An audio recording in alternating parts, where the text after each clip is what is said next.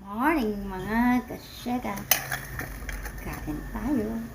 Meron kaming ni Borix. Nyog na kinayod. Tapos balingoy. Ayan. Nag-iba ang kulay sa paglaga. Pero masarap. Masarap ito guys. Kumakain ba kayo nito? Kain na Rex. Kain tayo.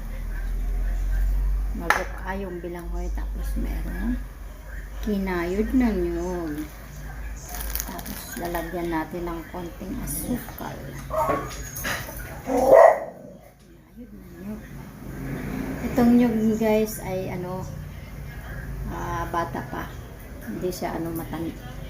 Hindi siya matanda. Malambot.